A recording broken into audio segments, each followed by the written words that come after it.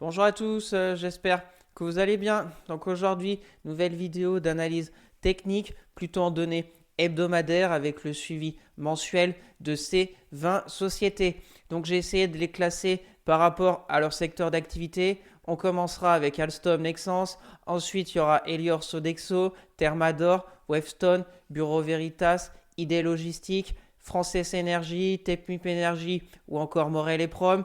La santé avec Gerbet Biomérieux, OP Mobility Valeo, Derichebourg Séché Environnement, Coface Euraseo et on terminera avec Seb. Donc n'hésitez pas à vous abonner à la chaîne, à partager la vidéo, à me lâcher un maximum de likes, ça me ferait très plaisir. Si vous avez des questions, des remarques ou si vous voulez un avis sur une société en particulier, mettez-moi tout ça en commentaire, je serai ravi d'échanger avec vous. Je vous rappelle mon Twitter où je fais le suivi de mes analyses techniques, de mes trades court terme, etc. Le lien est dans la description. Pour suivre mon PE à court terme et long terme à dividendes sur Morning, le lien est aussi dans la description. Bien sûr, je ne suis pas un conseiller financier. Mon avis dans cette vidéo ne représente pas un conseil d'investissement. Elle est juste réalisée à but pédagogique. Chaque investisseur doit sa propre stratégie. Investir en bourse représente un risque. Vous êtes le seul responsable de vos achats et ventes d'actions. Allez, c'est parti sur TradingView comme d'habitude. Je vous rappelle rapidement le but de ces vidéos. C'est très simple, c'est un suivi technique mois après mois, plutôt en données hebdomadaires de ces 20 sociétés. Donc on va voir ensemble comment les cours ont évolué ces 4 dernières semaines. Essayer d'ajuster au mieux les zones techniques clés à surveiller pour les 4 prochaines semaines. Donc on va commencer avec Alstom. Comme vous le savez, Alstom, j'ai des positions court terme que j'ai toujours en portefeuille, même si cette semaine, pas belle du tout. On refera un point technique ce week-end.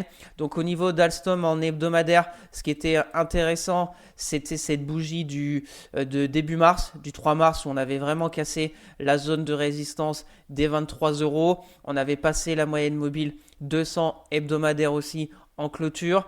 Après, on a fait 2 semaines de stabilisation au-dessus de la zone des 23 euros positif. Et là, cette semaine, on recasse la zone de support des 23 euros. On fait une sale bougie. On va voir comment elle va clôturer vendredi. On est limite avec la moyenne mobile 200 hebdo. Donc, c'est plutôt pas. On va dire plutôt mal engagé pour repartir. Maintenant, on peut peut-être aller chercher un peu plus bas. De toute façon, ce que j'ai envie de faire, c'est d'enlever ça. On va se mettre en ligne de clôture ici. Et on va voir, voilà, ces deux zones. On va peut-être remonter un peu.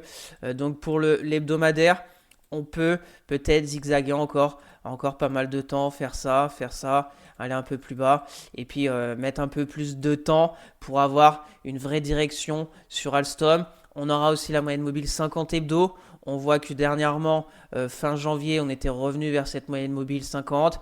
Donc on va voir. Ça va être l'enjeu des prochaines semaines sur Alstom. C'est surtout tenir les 19 euros. Parce que si on casse les 19, eh ben on cassera la moyenne mobile 50. On aura toutes les moyennes mobiles au-dessus des cours. Donc ça sera vraiment pas de bon augure, je pense, pour la suite.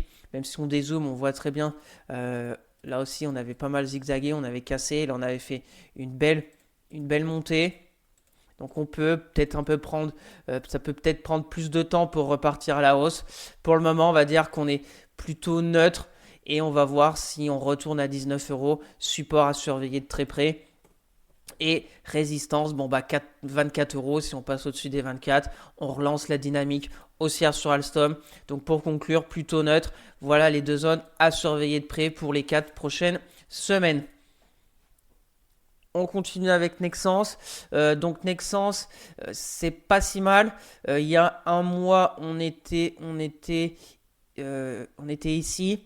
Donc on avait cassé aussi la zone des 100 euros avec cette belle bougie du 17 février. C'était plutôt pas mal. La semaine d'après, on est revenu faire un pullback, sauf que ça a lâché. Et on est revenu en finale, presque au point de départ qu'on avait vu. La moyenne mobile 200 hebdo, la zone de support des 92 euros environ. Et on travaille ces deux zones. Si j'ai un petit canal baissier, là on est en journalier. Et pour le moment, on n'arrive pas à s'en extraire. On voit même la bougie là de mercredi, on n'arrive pas. Donc, on va voir aussi comment elle va clôturer cette semaine. Si on arrive, on va dire, à clôturer au-dessus des 100 euros, et casser la moyenne mobile 20 hebdo, on pourrait peut-être retourner à 112. Et ce qui est sûr, c'est qu'il faudrait tenir, va falloir tenir les 90. Allez, on va se mettre ici, 90. On va enlever cette zone. Vers 90, moyenne mobile 200 hebdo. Après, si on casse, on pourrait peut-être aller plus bas. J'ai une sorte de support oblique haussier. Pour le moment, pas testé parce qu'on a le début en mars 2020, point de contact en octobre. On va voir si il y a encore de la faiblesse durant les prochaines semaines. On retourne ici. On ferait peut-être un petit écart comme ici, en dessous de la moyenne mobile de 200 quelques semaines pour repartir. On pourrait faire comme ça et puis repartir. On verra bien. De toute façon, on va la suivre durant toute cette année 2025. Pour le moment et pour conclure sur Nexence, plutôt neutre. À voir en court terme si on arrive à casser ce canal baissier par le haut. Et en hebdo, une clôture hebdo au-dessus de cette moyenne mobile 20 serait intéressante pour retourner vers les 112 euros. On continue avec Elior. Elior, je vous ai fait une analyse technique en données journalières ce week-end parce que elle stabilise. On voit quand même, je vais vous la faire encore en journée parce que c'est la même chose. On voit très clairement forte chute et puis on stabilise sous forme de range. Voilà, on était là. Là, on est plutôt vers la zone de support, vers les 2,50 €. Donc, on va voir, est-ce que ça va être un range d'accumulation pour repartir par le haut ou est-ce que ça va être un range de distribution et on va partir par le bas. Donc, pour le moment, très neutre. On voit même les bandes de Bollinger qui sont bien resserrées. Et pour l'hebdomadaire, c'est toujours les deux mêmes zones à surveiller, 2,50, 2,80, 2,90 à peu près en clôture. On voit en hebdo beaucoup de mèches hautes, beaucoup de mèches basses. La moyenne mobile 10 est vraiment à plat sur Elior. On a le gap qu'on a vu en daily, la moyenne mobile 20 qui arrive.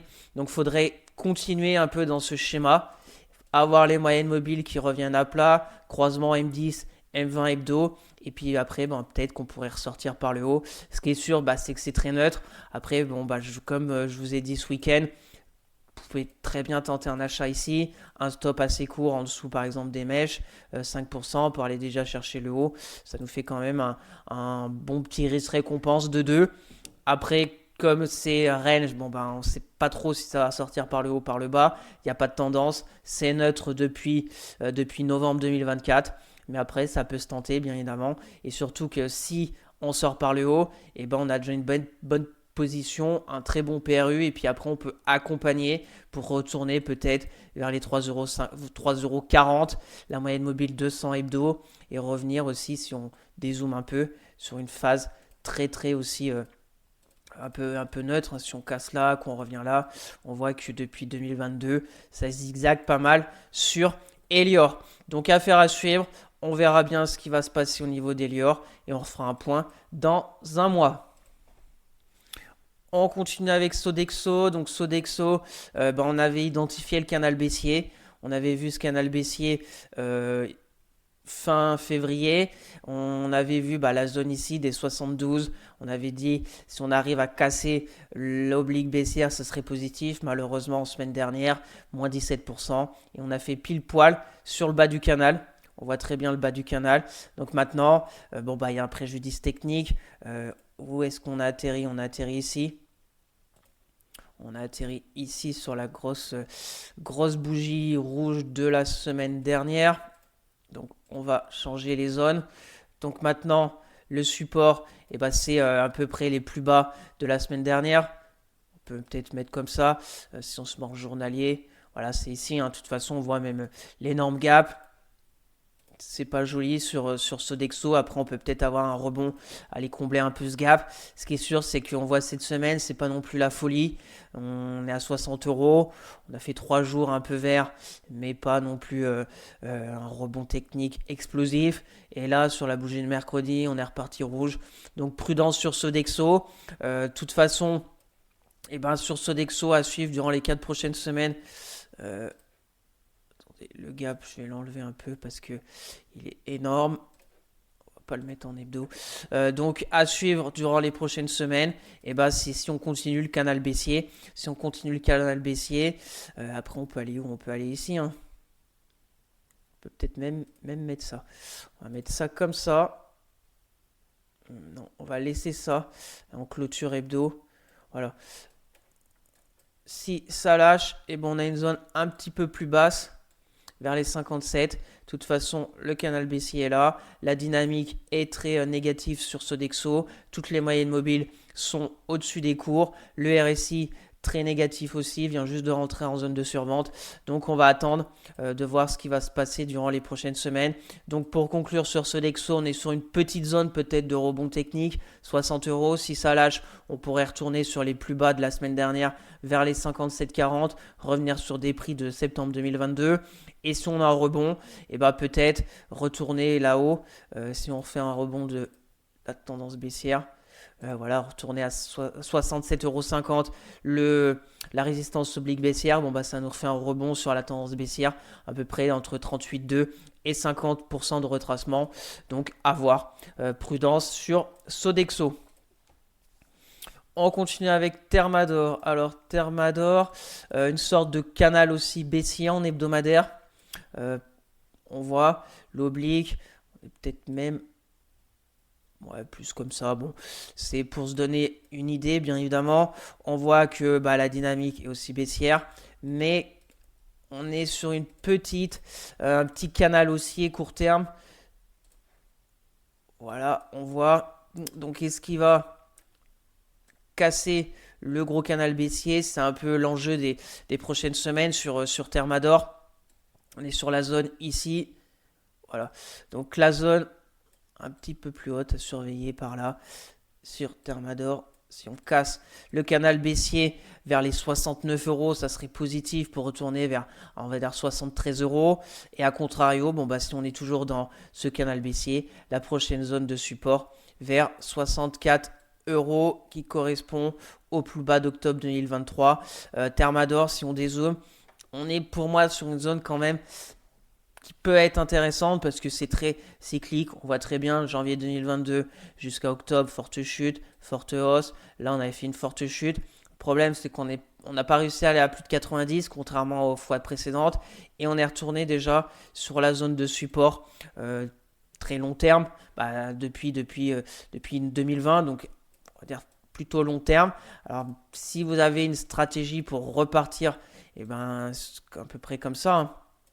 On met un stop parce que si Thermador dans quelques semaines voire quelques mois lâche les on va dire 62 et passe en dessous des 60, et ben après les zones on a une zone par ici, ça nous fait aller à 58, donc ça sera déjà bien plus bas. Et si vous avez un scénario comme ça, alors soit on attend franchissement de la moyenne mobile 20 hebdo aussi, ça fait un moment qu'on n'arrive pas à clôturer au-dessus de cette moyenne mobile 20 hebdo depuis cette bougie rouge du 10 juin. Et on n'arrive pas à clôturer, donc on peut peut-être attendre une clôture au-dessus, vers les 70, un stop assez large vers 11%, et puis après, on accompagne si elle nous refait encore, comme les fois précédentes, chaque fois qu'elle revient à 62, un retour à minima vers les 85 euros, ça sera déjà pas mal. On verra. On va suivre ensemble durant toute cette année l'évolution de Thermador. Ce qui est sûr, c'est qu'en ce moment, on est dans une tendance baissière, canal baissier. On est sur un tout petit canal aussi. On va voir s'il arrive à casser ce canal baissier. Donc 69, la résistance court terme. Le support, on peut enfoncer vers les 64 euros. Et puis après, si ça casse, direction les 73 euros. RSI très faiblard depuis un long moment. On n'arrive pas à repasser au-dessus des 50. On continue avec Wavestone. Alors Wavestone, c'est pas si mal. On avait aussi une sorte de canal baissier, même si il n'est pas très propre. On voit que ça zigzague pas mal. On voit par contre la belle zone de support à 41,30 € qui a joué son rôle de support. Et là, on arrive à la polarité qu'on avait vue vers les 50 euros, 51 euros. Voilà, c'était résistance, support ici en avril 2024, support en août. On avait cassé avec cette bougie très négative la semaine du 28 octobre et là on est de retour. Donc on voit que depuis la semaine du 27 janvier, ça stagne pile sur la zone de polarité en résistance. Donc l'enjeu sur Wavestone, c'est vraiment de s'extraire de cette zone des 51, donc peut-être une clôture à 52 pour être plutôt intéressante. Sur ce moyen de clôture, voilà, 52, ça si on ajuste bien la zone par ici. Donc 52, un achat. Après, le stop soit assez large. Après, chacun a bien évidemment sa stratégie. Et puis aller chercher la prochaine zone de résistance vers les 58 euros. Un risque récompense de presque 1,5. Donc affaire à suivre. Est-ce qu'on va avoir un scénario à peu près comme ça, à plat et revenir là-haut? Peut-être. On verra bien. Si on dézoome aussi, on voit que c'était plutôt aussi beaucoup de latéralisation, on a été bien haut, double top, on a cassé pour retourner à 41, donc on va voir. Est-ce qu'on va avoir la force de retourner à 65 durant les prochains mois? Affaire à suivre sur Webstorm. Ce qui est sûr, c'est qu'on est pile sur une zone technique clé à surveiller et on voit que ça travaille depuis quelques semaines sur cette zone des 51 euros. On continue avec Bureau Veritas. Donc Bureau Veritas aussi, j'ai des positions court terme. Donc Bureau Veritas, le support oblique haussier qui était intéressant a été cassé. On va l'enlever. On va se mettre en journalier quand même. Donc en journalier, j'ai pris position sur la moyenne mobile 200. J'ai laissé un peu travailler parce qu'on avait la zone des 27,88 qui était en support, qui a pour le moment réagi. Maintenant, on a toujours le gap baissier du 12 mars qui joue un rôle de résistance. Le canal baissier, on travaille aussi sur cette zone de résistance des 28,54. Donc il va falloir casser pour retourner un peu plus haut et avoir une config, si on se met en hebdo, de range depuis ici. Une config comme ça. C'est un peu ce que j'espère sur Bureau Veritas. Donc pour l'hebdomadaire, on va peut-être enlever cette zone. Ce qui est sûr, c'est que dans l'immédiat, tenir cette zone des 28 euros, un peu comme mon scénario, ce qui est intéressant, c'est si vous mettez un stop assez large, parce qu'on pourrait très bien revenir en hebdo, combler ce gap haussier qui est toujours ouvert, revenir vers la moyenne mobile 200 hebdo, comme ça a été le cas en juillet 2024, pour repartir et chercher un peu plus bas, risque récompense à peu près 1,5, un peu moins si on se met un peu plus large, ou sinon plutôt serré avec cette première zone vraiment de support qu'il ne faut pas enfoncer, et le risque récompense est bien meilleur, mais il faut vraiment qu'elle reparte à la hausse. De toute façon, comme je l'ai dans mon portefeuille court terme, je vous fais un point technique tous les week-ends, donc on verra déjà ce week-end où elle en sera, et on fera un point dans un mois pour voir si on aura cassé la première zone de support des 27,88 ou si on sera reparti vers la zone de résistance des 31 euros. On continue avec idée logistique. Idée logistique, pareil, j'ai pris quelques positions court terme parce qu'on est revenu sur le bas de ce range, de ce support. On voit très bien ici, on avait cassé l'oblique. On a été à 411. On est revenu à 367. Donc j'ai pris position. Pour le moment, c'est une stabilisation sur le support. J'ai pris position le 13 mars, pareil, je vous fais un suivi chaque week-end, donc on verra ce qui va se passer cette semaine. Pour le moment, c'est pas mal, on a repassé la moyenne mobile 10 journalière, c'est plutôt positif, c'est assez timide, il y a encore du boulot pour essayer de retourner en haut du range, mais il y a du mieux sur idée logistique. En hebdo, c'est la même chose, support premièrement ici 367 euros, si on va plus bas 352 et résistance vers les 411 euros. Donc affaire à suivre, les moyennes mobiles sont pas top, on voit qu'elles se croisent à la baisse, donc on va voir ensemble tous les week-ends, tant que je l'aurai dans mon portefeuille, je vous ferai un suivi, et sinon dans un mois en données hebdomadaires, donc affaire à suivre. On continue avec Française Énergie. Donc Française Énergie, on en est toujours dans le canal baissier et on voit qu'on est de retour. On était retourné vers la zone qu'on avait vue de support il y a 3 semaines, vers les 18,86. Donc c'est toujours notre zone à surveiller au niveau de Française Énergie parce que si ça casse, on peut déjà avoir notre zone par ici, un peu plus bas, entre 16 et 17 euros. Ce qui est sûr, c'est qu'on est toujours dans le canal baissier. Et pour sortir, si on se met en ligne de clôture, c'est là-haut. Hein. Dernier sommet dans la baisse. On a fait ça. On a fait un pullback. On a fait encore une jambe baissière. On a été ici. La baisse. Donc il faudrait vraiment repasser à 26,60 pour au moins plus être sur la tendance baissière et plutôt revenir neutre. Donc il y a encore du boulot sur Française Énergie. Pour les personnes intéressées, bon bah c'est la même chose, on joue le support et puis on essaye d'aller là-haut.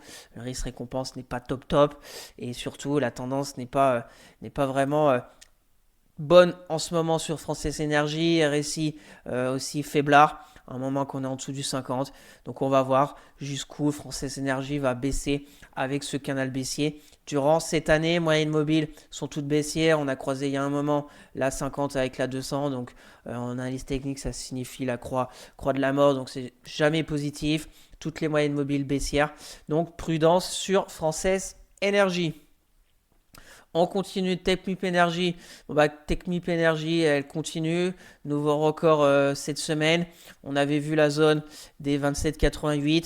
Il y a 2 semaines, on a fait un pullback sur la moyenne mobile 10 hebdo, mais on n'est pas revenu vers la zone des 28. Dommage parce que je la surveillais. Je pensais qu'elle allait revenir un peu plus basse. Sauf que bon, bah, elle m'a pas attendu. Elle est repartie à la hausse. Bon, bah, la tendance est haussière. Il n'y a rien à dire. Maintenant, pour retrouver des zones de congestion, voilà, on voit là, on peut mettre ici. Voilà, là, c'est l'analyse plutôt court terme. On a cassé la zone ici de résistance vers les 28. On a fait le pullback et on est reparti. Donc, techniquement, on peut suivre la zone des 30-32, même ici en fait. En fait, la zone était vraiment ici. En fait, on est revenu pile poil sur les derniers sommets ici du 12 février.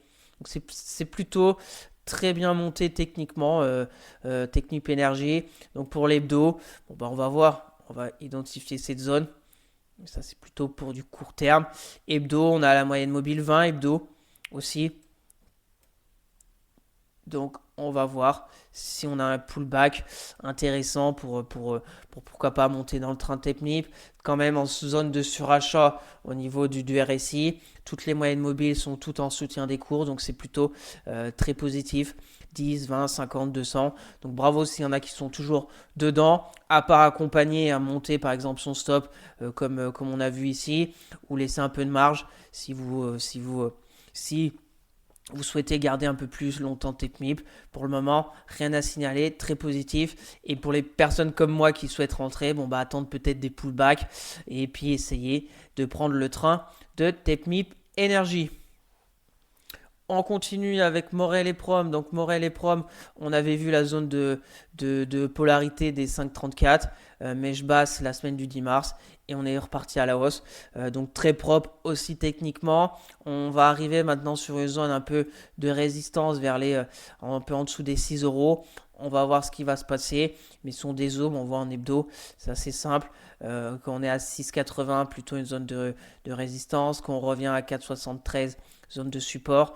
Et là, on est revenu un peu plus haut à 3,40 et on est déjà reparti. Alors, est-ce qu'on va faire 5,80 pour vraiment aller à 4,71 ou est-ce qu'on va aller direct vers les 6,70? Affaire à suivre sur Morel et Prom. Là, on est un peu, si vous voulez tenter, stop ici, mais bon, la zone ici, ça nous fait un prix récompense de 1. Donc on est pour moi au milieu un peu du range entre 4,71 et 6,70. Donc je pense pas de grand chose à faire pour de l'hebdomadaire. On voit les moyennes mobiles aussi entremêlées. RSI plutôt positif, on essaye de repasser au-dessus des 50 et de la petite moyenne mobile. Donc on se donne rendez-vous dans un mois pour voir si Morel et Prom aura déjà franchi les 6 euros pour essayer d'aller à 6,70 ou si elle sera retournée vers les 5,34 euros. On continue avec Gerbet. Donc Gerbet, toujours la même config. On latéralise sur la moyenne mobile 200 hebdo. Sur toutes les moyennes mobiles, la 10 et la 20 sont vraiment au même endroit. Si on se met en journalier, on va voir le range. Voilà, c'est très clair. Très clair, on a fortement baissé. On n'arrive pas à vraiment passer les 28 euros. Et ce qui est plutôt positif, c'est qu'on tient le support des 25 euros. Maintenant, on est à 26,80. Donc, soit on prend par exemple sur passage des 28 sur force. On attend la bougie clôture en hebdo. Donc, si vendredi on est à 28, pourquoi pas tenter? On met un stop ici. On voit que ça fait 4 semaines quand même.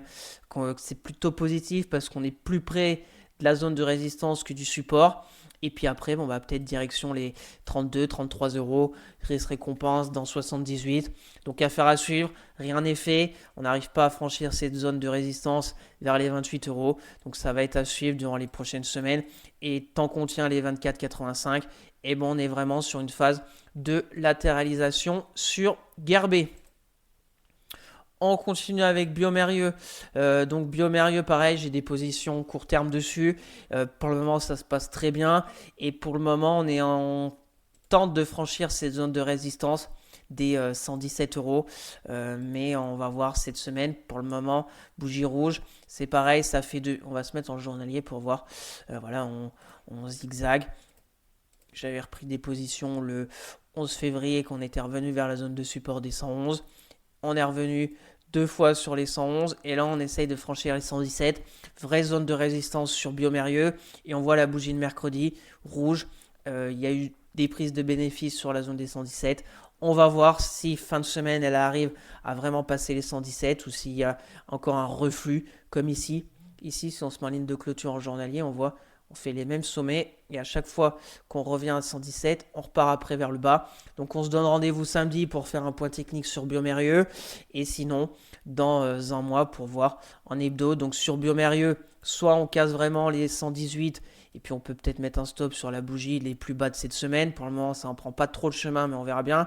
Prochaine zone de résistance, 126. Le risque récompense n'est vraiment pas mal, plus de 2. Ou sinon, bon, bah, on retourne encore à 111 et puis on rejoue encore le range. Hein. On verra bien. Affaire à suivre sur Biomérieux. On continue avec OP Mobility. Alors OP Mobility, ça swing pas mal dans ce secteur. Un peu équipementier automobile.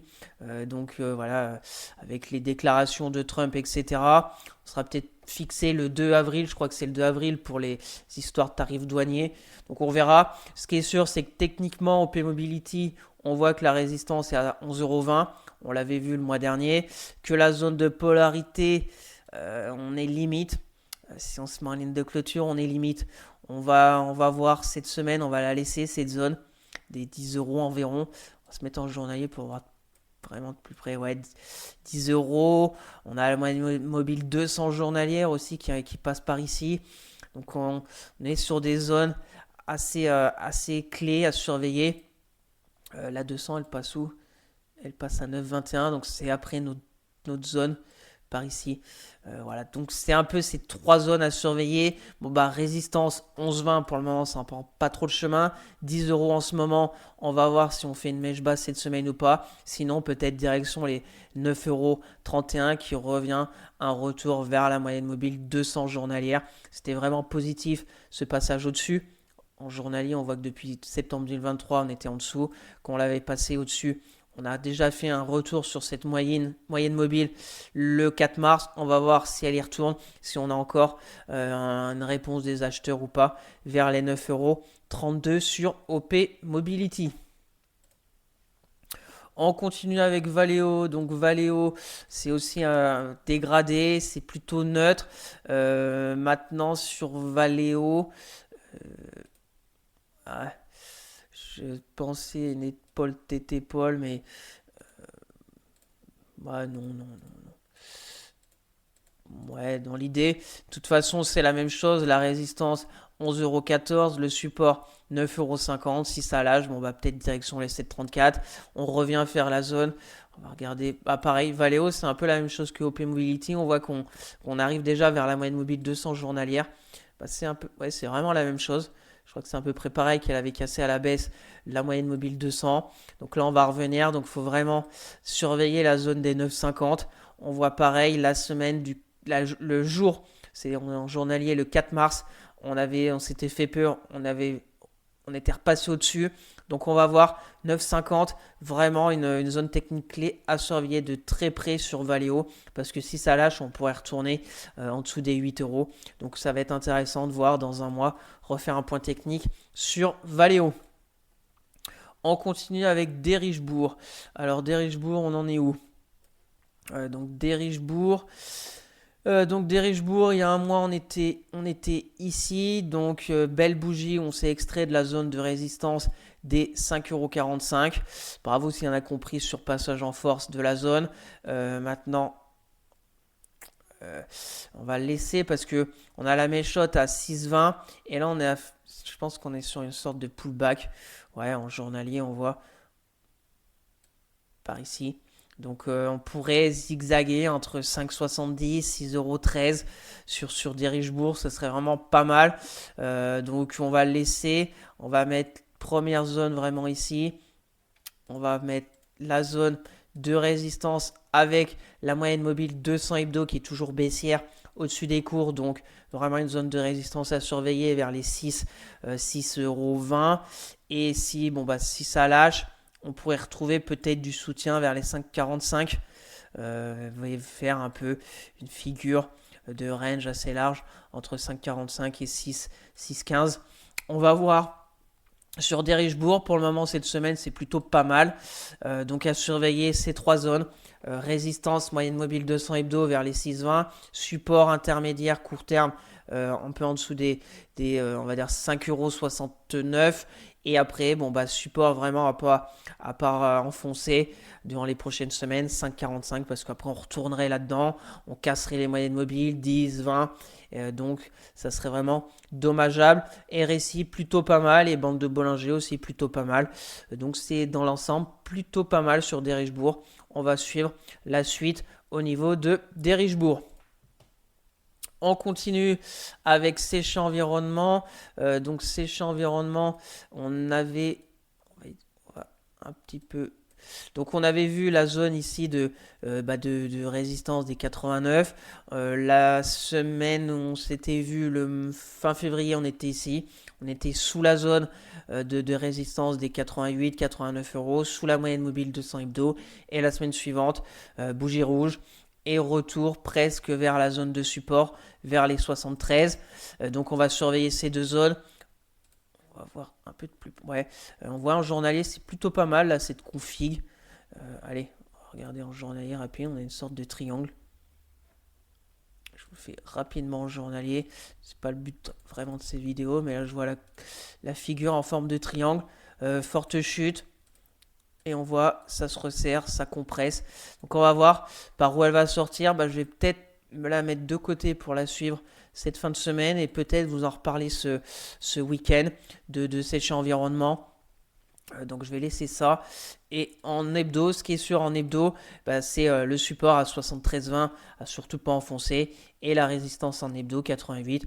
On pourrait très bien, ce qui est plus déjà positif, c'est qu'on ait cassé cette résistance, passage au-dessus de la moyenne mobile 20, croisement M17-20. Malheureusement, on a eu de la faiblesse, on est revenu presque vers les 73. Donc on pourrait très bien zigzaguer. Et ce qui est sûr, c'est que la résistance de la moyenne mobile 200 est vraiment importante. Donc affaire à suivre. Si on prend ici sur sortie du triangle, avec un stop par ici pour aller là-haut, ouais, risque, récompense d'à peu près un 1,50. Tout à fait acceptable. Donc affaire à suivre sur Séché Environnement. On continue avec Coface. Donc Coface, très belle dynamique. On avait vu la zone ici de résistance des 16,28. Elle a cassé. On est sur des nouveaux records. Donc sur Coface, on va voir ici, on va mettre les plus hauts. On va maintenant nous mettre cette zone de résistance.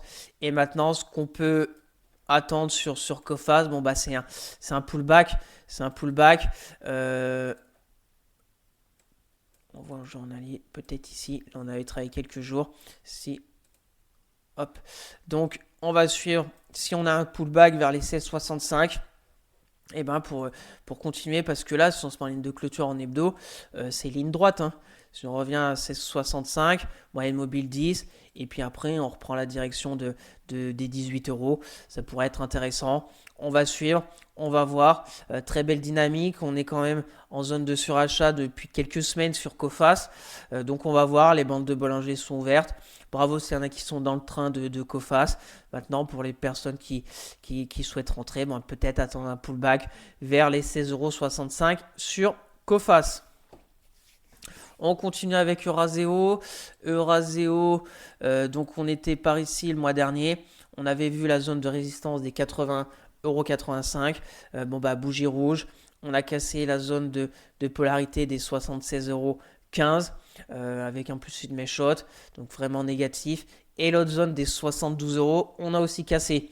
Donc c'est vraiment dommageable sur Orazeo, mais on est de retour vers la moyenne mobile 200 hebdo. Est-ce qu'on peut tracer? En train de voir une sorte d'oblique, oui, on peut. Soit on la met ici, soit on la met comme ça. Bon, après, les obliques, c'est vraiment pour. C'est pas scientifique, c'est pour se donner un peu des niveaux, même une sorte peut-être de canal, voilà, plutôt, plutôt comme ça, plutôt comme ça avec les mèches. Si on se met en journalier, on retrouve un peu voilà l'oblique. Ce qu'on va faire comme ça pour repartir là-haut, peut-être, mais en hebdomadaire, on est limite. Si on se met en ligne de clôture, est-ce qu'on peut mettre ça plus bas sur Orazeo? Ouais, si on se met en ligne de clôture, c'est ici. Et par ici. De toute façon, il y a eu un préjudice technique quand même depuis 3 semaines avec des fortes bougies. Moins 5, moins 3, moins 4. Donc maintenant, on va voir si elle va réussir à digérer un peu cette forte baisse. Pour le moment, la semaine dernière, elle s'est stabilisée, donc c'est plutôt pas mal. On va voir. Et puis, bon, bah ici, on peut très bien faire le retracement 50%. Donc, qu'est-ce qu'on peut tenter sur Aseo? C'est ici, stop, on voit ici les plus bas. Aller chercher la zone ici. Le risque récompense n'est pas vraiment top, environ d'un. C'est pas fameux. Et surtout, on peut très bien avoir cette config et recasser par le bas. Ou sinon, la config avec un peu l'oblique, revenir ici et puis repartir. On va regarder rapidement les retracements de l'impulsion par ici. On a fait un 76. C'est quand même pas top. Surtout avec ces 3 bougies hebdo rouges de la semaine dernière.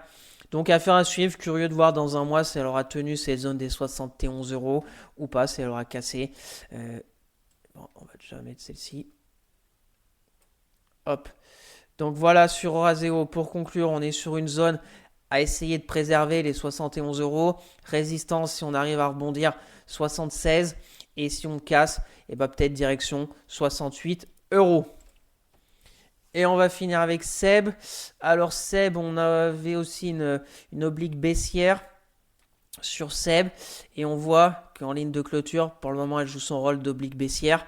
On fait des mèches hautes sur Seb. On va peut-être mettre un peu plus bas la zone, parce que si on arrive à... On va mettre ici. Pour être un peu plus précis, vers les 92,30, si on arrive en hebdo à avoir une bougie verte clôturée vers les 92,30, on aura cassé notre oblique baissière et on aura clôturé pas loin pas loin des 93. Il faudrait clôturer pour vraiment se donner de l'air, parce que là on est sur la baisse. Pour le moment, on se stabilise, donc support à vraiment préserver les 84 € environ, et on va voir par où Seb va sortir. Est-ce qu'elle va sortir par le haut, au-dessus des 93 €, ou sinon on va casser les 84 et direction les 78. L'URSI très neutre, et on voit depuis qu'on est revenu ici en début janvier, et on est plutôt neutre sur Seb. On a les moyennes mobiles qui sont au niveau des cours, la 10, la 20. Pour le moment, la 50 et la 200 sont toutes les deux bien évidemment baissières, donc prudence. On latéralise, on congestionne pour le moment sur Seb. Donc voilà ce tour d'horizon technique de ces 20 sociétés plutôt en données hebdomadaires.